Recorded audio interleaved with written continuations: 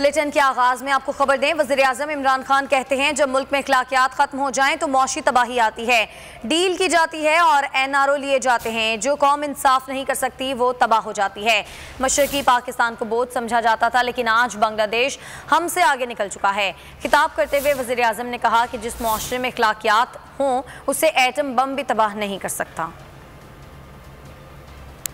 Quality के ऊपर जिस माशरे की अखलाकियात चली जाती हैं उस माशरे को कोई बचा नहीं सकता, और जिस माशरे की अखलाकियात खड़ी होती हैं तो उसको एटम बॉम्ब भी तबाह नहीं कर सकता।